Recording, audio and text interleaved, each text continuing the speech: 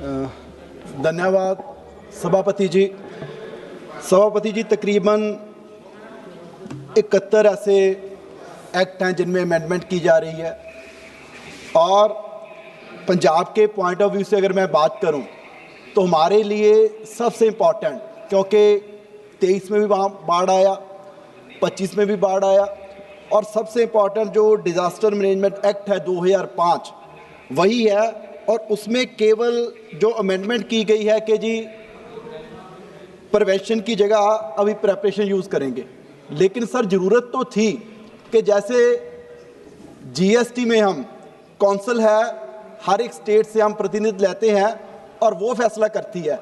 और मुझे इसमें भी लगता है, क्योंकि जब 23 में बाढ़ आई तो बिहार को स्पेशल पैकेज मिल गया तकरीबन 12,000 करोड़ का, और पंजाब में ये बाढ़ आई लेकिन पंजाब को कुछ भी नहीं मिला। अभी बाढ़ जब आती है जो देख के नहीं आती कि यहाँ बीजेपी की सरकार है, सत्ता पक्ष की सरकार है और कहाँ विपक्ष की है। बाढ़ कहीं भी आ सकती है, और मुझे लगता है कि फंड्स की एलोकेशन तभी सही तरीके से हो सकती है अगर हम सारे स्टेट से प्रतिनिधि लें और जिस स्टेट का कितना नुकसान हुआ है उस हिसाब से एलोकेशन करें। मुझे लगता है कि इसमें इसी अमेंडमेंट की सबसे बड़ी ज़रूरत है। और दूसरा सभापति जी, पिछले तकरीबन 11-12 साल से कोई भी कानून है, कोई भी एक्ट है, उसकी जब इम्प्लीमेंटेशन होती है तो सरकार उसे अपने हिसाब से करती है। अब जो एंटी डिफेक्शन का लॉ है वो इनके लिए और है और विपक्ष के लिए और है। कितने ऐसे स्टेट्स हैं यहाँ उसकी मिसयूज करके कितनी सरकारें सत्ता पक्ष ने बनाई। और इसके अलावा अगर मैं पंजाब की बात करूं तो हमारा पंजाब रीऑर्गेनाइजेशन एक्ट है 1966, और उसमें पंजाब यूनिवर्सिटी का जो स्टेटस है वो इंटर स्टेट बॉडी कॉर्पोरेट है। आप देखिए उसमें अगर कोई अमेंडमेंट करनी है तो पंजाब से कंसल्ट किए बिना आप उसका स्टेटस चेंज नहीं कर सकते, लेकिन पिछले दिनों बिना पंजाब से कंसल्ट किए उसका भी स्टेटस चेंज करने की कोशिश की गई। जो वहाँ की सेनेट है उसको तोड़ने की कोशिश की गई। जब लोगों ने हल्ला किया, प्रोटेस्ट किया, तब जाके केंद्र ने वो अपना फैसला वापस लिया। तो मुझे यही लगता है कि जो एक्ट हैं उनकी इम्प्लीमेंटेशन हम कैसे करते हैं, ये मुझे लगता है कि ज़्यादा इम्पॉर्टेंट है। और सभापति मैं लास्ट में यही कहूँगा कि सबसे ज़्यादा इम्पॉर्टेंट जो हमारा पंजाब का नुकसान हुआ, क्योंकि अनाउंस भी किया गया तकरीबन 1600 करोड़ रुपया, मैंने कल भी ये मुद्दा सभा में उठाया, और आज मैं कहूँगा कि एक कमेटी का गठन हो जो जहाँ पूरे स्टेट से प्रतिनिधि लिए जाएं और वो फंड्स की एलोकेशन करे कि किस स्टेट का कितना नुकसान हुआ। धन्यवाद।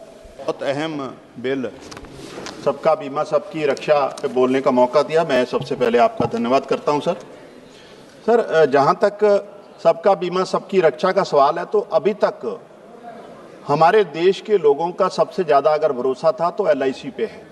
किसी भी क्लास के आप आदमी से, चाहे वो गरीब है, चाहे लोअर मिडिल क्लास है, चाहे मिडिल क्लास है, हर एक इंसान जो है LIC पे भरोसा करता है। और जिस तरीके से इस बिल के माध्यम से 100% FDI को लाया जा रहा है, क्योंकि 74% तो FDI ऑलरेडी थी, लेकिन पिछले 2014 से लेकर 2023 का हम इसमें पेनिट्रेशन देखेंगे इंश्योरेंस में तो बहुत मामूली सी वृद्धि हुई है। 2014 में 3.3 थी तो अभी 3.7 हुई है। लेकिन आज भी सर सबसे बड़ा अगर लोगों का डर है पेनिट्रेशन क्यों नहीं हो रही, उसकी वजह प्रीमियम है। अगर प्राइवेट कंपनियों को इस तरीके से खुली छूट दे दी जाएगी तो मुझे नहीं लगता, अभी तो आम साधारण और खासकर गरीब आदमी, यहाँ राजीव राय जी ने बात की है सबसे गरीब आदमी की, वो तो प्राइवेट बैंक में भी जाने से 100 बार सोचता है इसकी मजबूरी। आज इवन हमारे जैसे लोग, इवन पार्लियामेंट की सैलरी भी SBI में जा रही, हमारा भरोसा उस पर ज़्यादा है। तो इस तरीके से प्राइवेट कंपनियां इंश्योरेंस सेक्टर में आएंगी तो मुझे नहीं लगता कि हमारे आम साधारण गरीब आदमी का कोई भला होगा। भला होगा तो डेफिनेटली प्राइवेट कंपनियों का भला होगा, विदेशी कंपनियों का भला होगा। मेरा 2-3 सजेशन है भारत सरकार से, और मैं आपके माध्यम से आग्रह करूंगा कि इसमें 2-3 चीज़ों का बड़ा वैक्यूम दिख रहा है मुझे। एक तो इसमें नो कंपोजिट लाइसेंस, एक जगह नहीं रखा लाइसेंस, अलग अलग कर दिया, फिर तो लाइसेंस राज ही हो जाएगा। हेल्थ इंश्योरेंस के लिए अलग लाइसेंस, हेल्थ इंश्योरेंस के लिए अलग, लाइफ कार अलग अलग। मुझे लगता है कंपोजिट होना चाहिए licence. The bill expected to exclude composite licence a long pending industry demand, बड़ी पुरानी मांग थी सर, उसको मुझे लगता है अभी तक इसमें कंसीडर नहीं किया।